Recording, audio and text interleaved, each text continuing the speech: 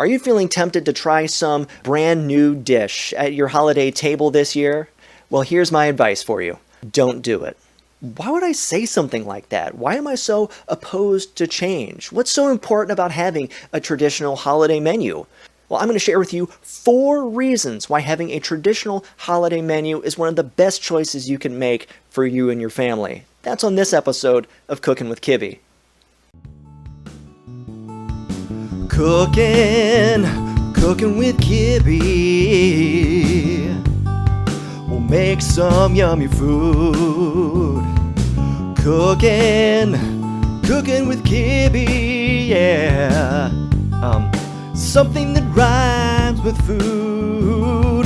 So put on an apron and grab you a knife. You're gonna have the time of your life. Cooking and cutting and chopping and mixing and stirring and cooking and cutting and stuff. Cooking with Kibby. 'Cause Kibby's your cooking dude.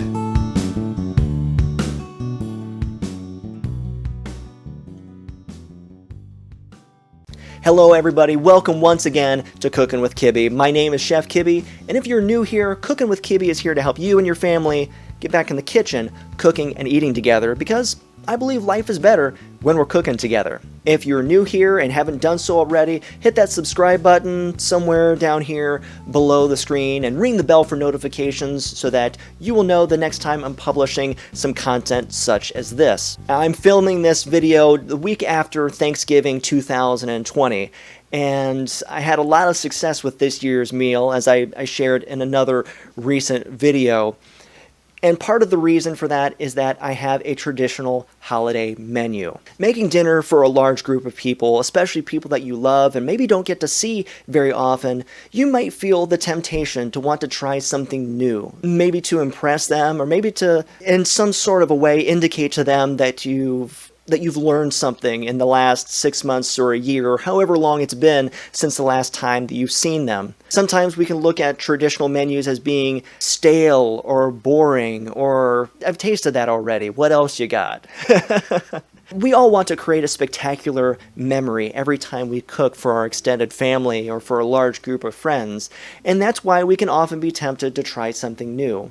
But I'm here to tell you that that's a really bad idea. Nothing adds anxiety and worry and stress to the preparation of a large meal like uncertainty.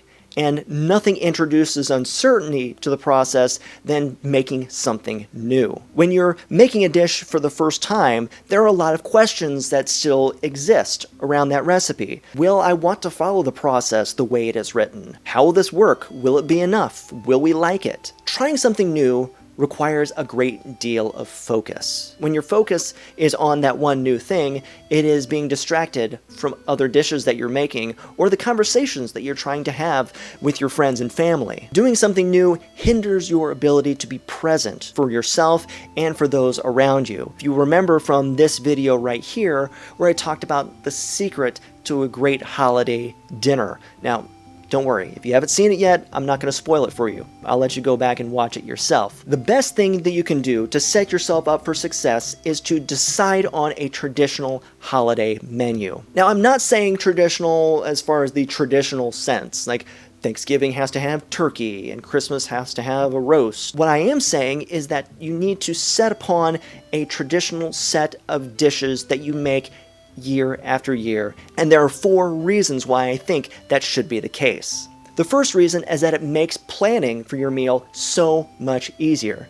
And as I shared in this video right here, planning your holiday meal is a very important part of the process in making sure that everything goes as planned. It's hard for things to go as planned if you haven't planned to begin with. Having a traditional menu allows you to take advantage of things that you've learned about these dishes in years past. How many of you have a binder of recipes and you pull them out and they're just scratched with notes and scribbles about, I tweaked it here, I changed it there.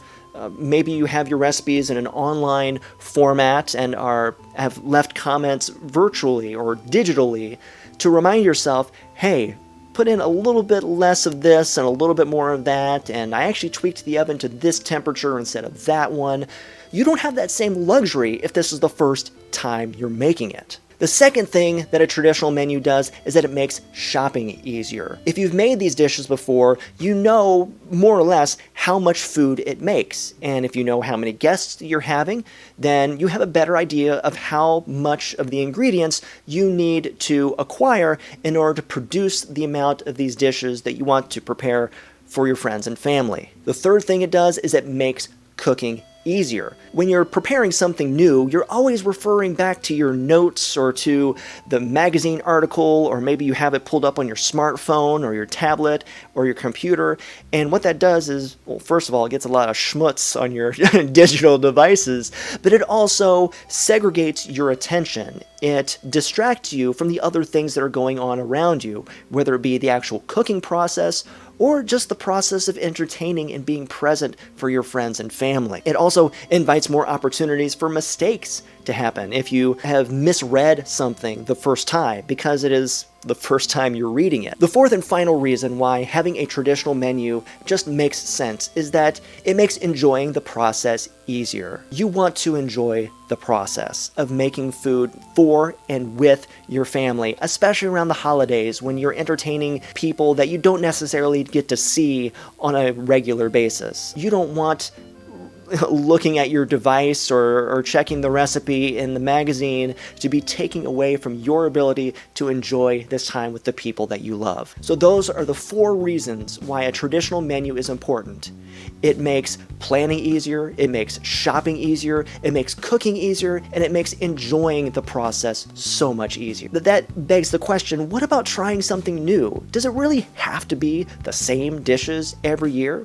What if I want to do something new? I'm not saying that that traditional menu has to be the same for 10, 15, 20 years. It doesn't even necessarily have to be the same every year. What I am saying is that that event is a terrible time to be trying something new.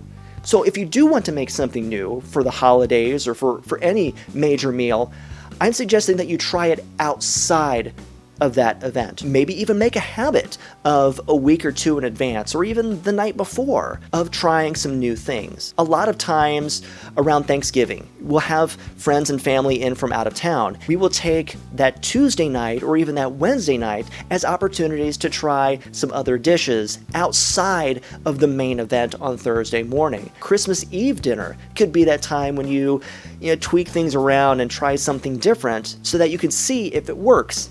And then next Christmas, you can roll it in to your next year's menu plan. What are your next steps going to be? How are you going to implement this strategy in your family's next major holiday meal? I would love to know. Let me know in the comments section of this video. And while you're doing so, be sure to hit that subscribe button, ring the bell for notifications, because I have more things that I want to share with you so I can enrich your life and empower you to better utilize this experience of cooking and eating, not just for, but with our families. That's the true secret to enjoying our time in the kitchen, is sharing it with the ones that we love, because I believe that life is better when we're cooking together. Thank you so much for watching. Until next time, I will see you in the kitchen.